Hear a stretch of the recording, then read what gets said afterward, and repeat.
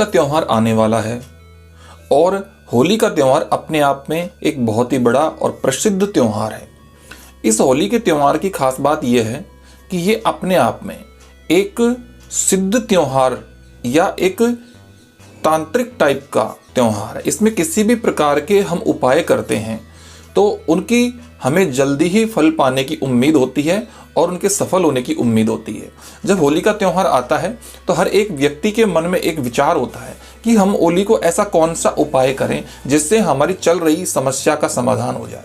जो वर्तमान में उनकी कोई समस्या हो, हाँ डिफरेंट समस्याएं होती हैं सबकी, लेकिन होली के त्यौहार में डिफरेंट के उपाय करके और आप उन समस्याओं से निजात पा सकते हैं। तो ये विचार सभी के मन में आते हैं और इसीलिए आज हमने एक जो सबसे बड़ी समस्या घरों में अक्सर घरों में होती है कि उनकी बेटियां बहुत ओवर एज हो जाती हैं, क्योंकि आज के समय में कुछ ऐसा है कि हर व्यक्ति या हर मतलब कोई भी लड़का हो या लड़की हो एक अपने पैरों पे खड़ा होना चाहता है, अपने कैरियर को बनाना चाहते हैं और उस वजह से वो विवाह में देरी हो जाती है, क्योंकि पहले वो अपने सेटल होना चाहते हैं, ठीक से उनकी एक कैरियर को बनाना चाहते हैं।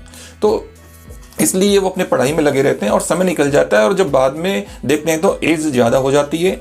तो ये कंडीशन होती है।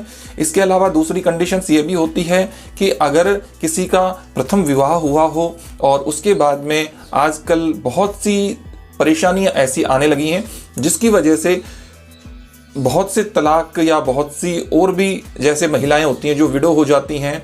तो इन सब के लिए आज का हमारा जो ये एपिसोड है वो इसीलिए कि अगर आप प्रथम शादी या दूसरी शादी, अपना जीवन साथी आप किसी भी तरीके से अगर ढूंढना चाहते हैं, अच्छा जीवन साथी आप पाना चाहते हैं, तो होली आ रही है। होली में ऐसा कौन सा उपाय आप करें जिससे आपकी इस समस्या का समाधान हो जाए।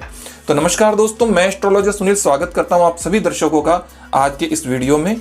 और सभी दर्शकों को मैं बताना चाहूँगा कि जो भी हमारे नए दर्शक आए हैं वो हमारे चैनल को सब्सक्राइब कर लें और साथ ही बेल आइकन को ऑन कर लें ताकि नेक्स्ट वीडियो के नोटिफिकेशंस आपको मिलते रहें। तो आइए शुरू करते हैं कि होली के त्यौहार में आप ऐसे कौन से वो 3 उपाय करें जो भी अनमैरिड लड़कियां हैं या जो भी जिनके साथ में कोई घटना के बाद में अगर वो दूसरी शादी करना चाहती हैं, शादी में देरी हो रही है, अगर आप 32 साल से ऊपर हैं, 32 से प्लस हो रहे हैं, तो ये कौन से उपाय हैं। हमने 3 उपाय यहाँ पे सेलेक्ट किए हैं आपके लिए जो बहुत ही छोटे से हैं और आप इनके ज़रिए अपनी समस्या का समाधान कर सकते हैं। तो आइए हम आपको बताते हैं कि वो 3 उपाय कौन कौन से हैं।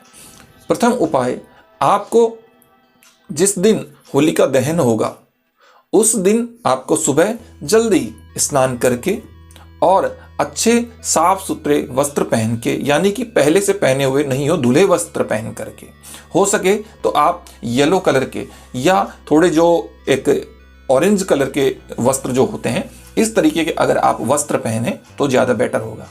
और आप एक पान होता है जिसको हमारी भाषा में नागर पान बोलते हैं। नागर पान मतलब एक ब्लैंक पान का पत्ता, खाली जिसका पान लगा हुआ बीड़ा वो नहीं हो, मतलब पान हो।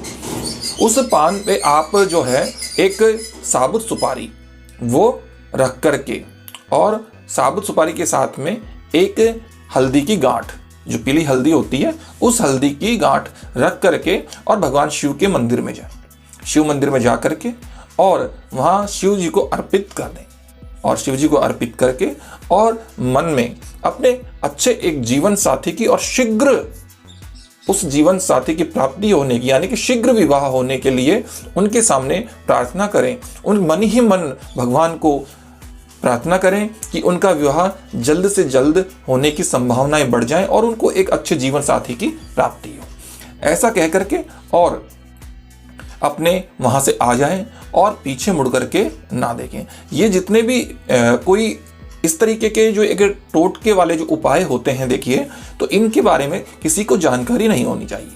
ये चाहे विवाह का हो या अन्य किसी का हो, कोई भी टोटका हो, आपको सीक्रेट करना चाहिए, आपको गुप्त रूप से करना चाहिए। इसको कोई टोके नहीं और कोई इसमें आपको कुछ बीच में बोले नहीं, तो ये आपके बहुत अच्छे से सफल हो जाते हैं किसी को अगर इसके बारे में जानकारी ना हो तो आप पीछे मुड़ करके ना देखें और आप घर लौट करके आ जाएं। ये आपका पहला उपाय जो आप कर सकते हैं।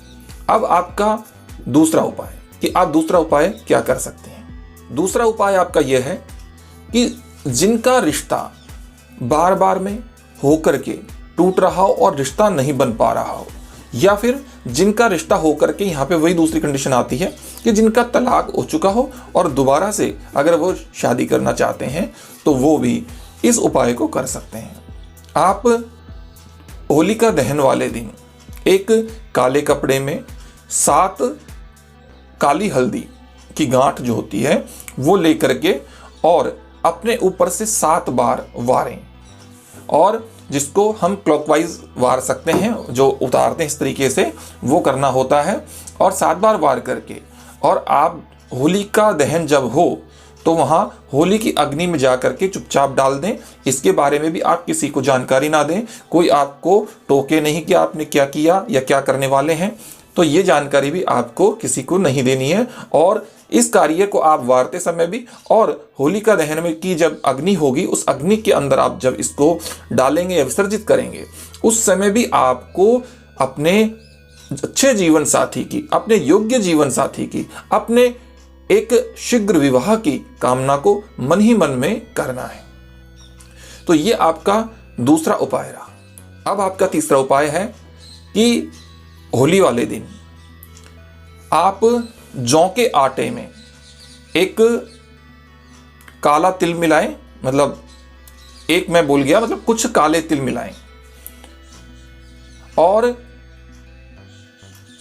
एक आपको सरसों का तेल उसमें मिलाना है। यानी कि कुछ काले तिल और सरसों का तेल मिला करके जौ के आटे में, और आप उसकी एक मोटी रोटी बनाएं और उस मोटी रोटी को बना करके और वो ही अपने ऊपर से क्लॉकवाइज 7 बार वार करके और किसी भैंस को जा करके उसको खिला दें। और ये कार्य भी आपको गुप्त रूप से ही करना होगा। ये रोटी आप किसी और से नहीं बनवा सकते हैं, आपको खुद को बनानी है। आप खुद इसकी तैयारी करें और गुप्त रूप से आज आप इस प्रयोग को करें। तो इस प्रकार ये 3 प्रयोग हैं जो कोई अविवाहित लड़की या विवाह होने के बाद तलाकशुदा या जो विडो होकर के शादी करना चाहती है, तीनों ही प्रकार से आप अगर हैं किसी भी प्रकार से इनमें से, तो आप इनको उपायों को कर सकती हैं होली वाले दिन। तो ये आपको जल्दी से जल्दी बेस्ट रिजल्ट देने की संभावनाएं बढ़ा सकते हैं। तो आज की वीडियो में बस इतना ही, फिर मिलेंगे एक नई वीडियो के साथ में। तब तक के लिए मुझे इजाजत दीजिए। नमस्कार।